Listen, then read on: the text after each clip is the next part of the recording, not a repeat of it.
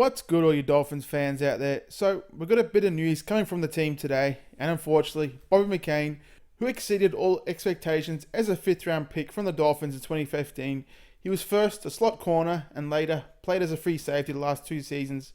He's been cut, unfortunately. He's been released. McCain, who played 6 seasons for the Dolphins, and he'll be remembered as a fiery and just scrappy and just determined overachiever and just one of the best leaders we've had on the team for the last, 4 or 5 years. But unfortunately, the Dolphins simply needed the cap space to get this draft class signed and just leave a little cushion for the team to make moves over the course of this next year, the next season.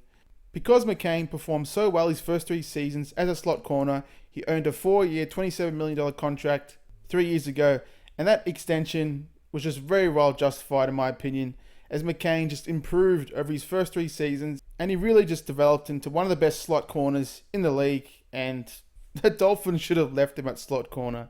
He earned that contract playing slot corner, and what's the first thing they did? They played him at outside corner in 2019, and then Coach Flo comes in and, sees something in Bobby, and I don't know, I think he liked his physicality or, his leadership or his communication, and decided him to play him at free safety. So even though he was a great slot corner, the last 2 administrations decided to put him at outside corner and then free safety and just take him out of his element and where, he was performing as one of the best slot corners at. But because the Dolphins could save $5.6 million off the salary cap by releasing him, the team just decided to let go of one of our team captains. McCain was scheduled to have a cap hit of $7.1 million in 2021. Now, you could really say that McCain's spot on the team became somewhat questionable when the Dolphins took Oregon safety Javon Holland in the second round of the draft last week. But initially the theory was that McCain was going to help ease the rookie's transition to the NFL while Holland learned Flores' complicated hybrid defense. Because I tell you, this Patriots, this Coach Flo defense is definitely the most complicated in the league. You've got to be on top of your game to perform in this defense, and I think that, Holland's going to need a little time to be confident in this kind of defense. But obviously the Dolphins feel like Holland's going to give them a much younger, cheaper, more versatile option with better ball skills, and potentially he could be better against the run. He showed that in college. I think that, he played great as a nickel defender. Just watching his tape, he's great in the line of scrimmage. So I think that Holland's, more than capable of being a physical safety that can, plug those run holes. Miami also recently had a free agent visit with Malik Hooker, who was a former first-round safety who had played for Indianapolis, and he can play deep safety with range, so that's another option there. We'll see how that's going to turn out. With McCain's release, 5 of Miami's 8 team captains from the 2020 are gone: Ryan Fitzpatrick, Ted Karras, Kyle Van Noy, Kayvon Frazier, who we recently released. The only 3 captains that remain are Jesse Davis, Landon Roberts, and Clayton Fejedelem. McCain, in my opinion, was just really always a team player, and he never resisted the transition from corner to deep safety, the system that was implemented by Brian Flores and defensive coordinator Josh Boyer. In fact, McCain, became a core player in this defense and on this team, and he really did a great job of just relaying Flores' messages about trust, accountability to teammates and in the media. I really think that McCain truly helped to establish this great culture we have now, and it's a bit of a shame to see him go. I thought the Dolphins were going to move off him next season, but they obviously feel like they can upgrade at the position, and I'm going to trust what Coach Flo and Chris Greer are doing in the safety room. After he really had some rough spots in his first season at free safety, McCain was actually pretty good in his second year at the position. He graded out as the 55th best safety in the NFL by PFF, but he really did play better than that, in my opinion. I think that, he's one of the best free safeties at doing his job. I mean, granted, he wasn't dynamic. He wasn't getting his hand on a lot of balls. He wasn't a ball hawk. He wasn't a freaky safety with, unlimited range and ability to affect the game all over. But he did his job. He really was an extension of Flores on the field. And it was his unit's strong player that allowed the Dolphins front 7 to deliver the kind of blitzing that produced, the majority of the Dolphins' 41 sacks in 2020. He really allowed those guys up front, the linebackers and the defensive linemen, to wreak havoc on offenses, because he really helped to organize that back end and, prevent big splash plays. But he really wasn't impactful when it came to producing turnovers. He generally was much better in deep ball coverage than open field tackling. I think that as a slot corner, he was a great tackler. I thought that he was physical, did a great job bringing down his man, and did a great job at containing. But as a safety, he never quite was the kind of tackling safety that you want from that position.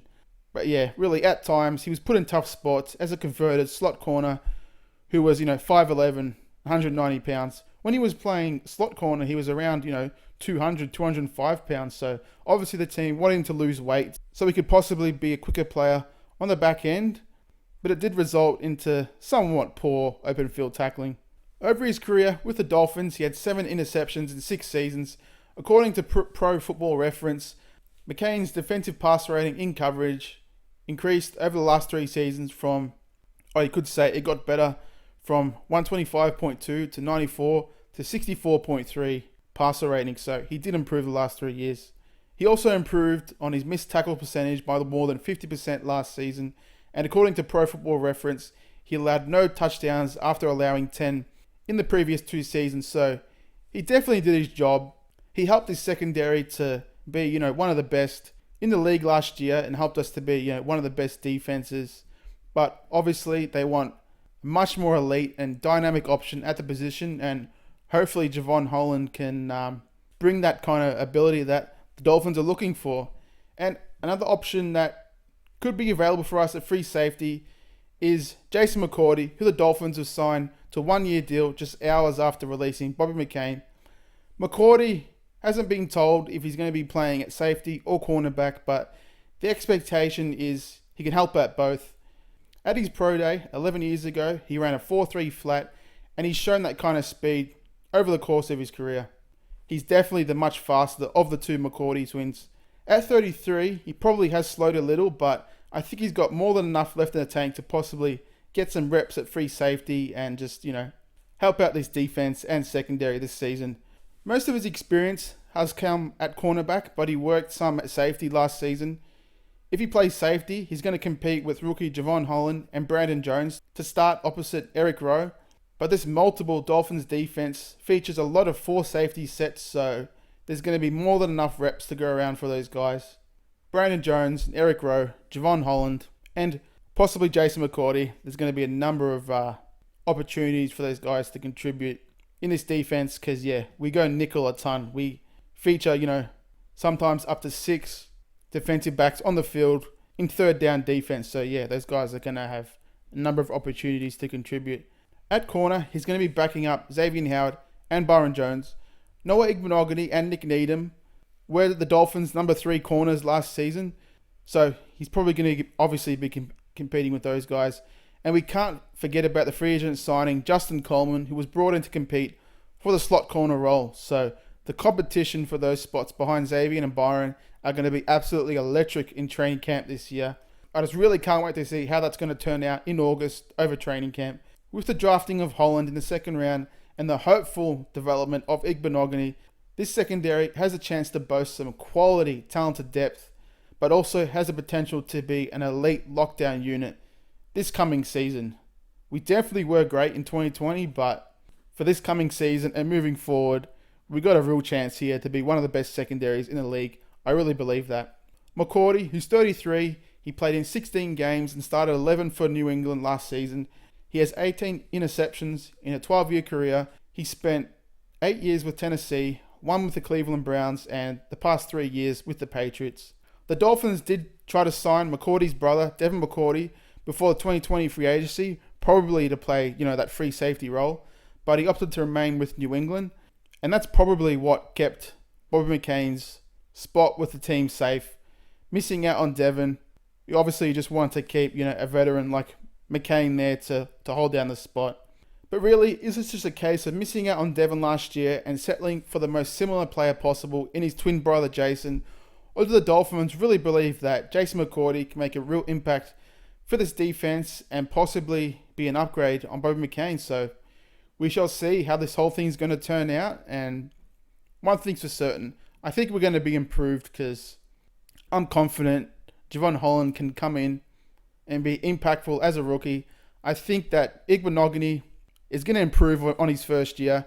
If you guys have been following on Instagram, Igbenogany's been training with Xavier Howard this off-season, so he's definitely going to improve. He's going to become a much better, well-rounded corner, and I think that Igbenogany's got a chance here to get over 500 snaps this season.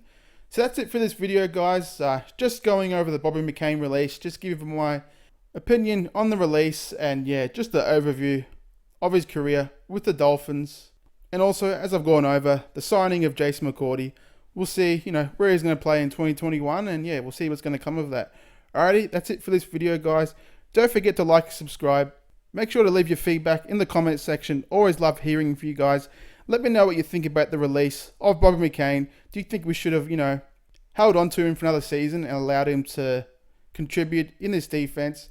And yeah, want to hear your opinion on the signing of Jason McCourty and, what you think his role may be in 2021. Alrighty, guys, that's it for this one. I'll see you guys in the next one. Cheers, folks.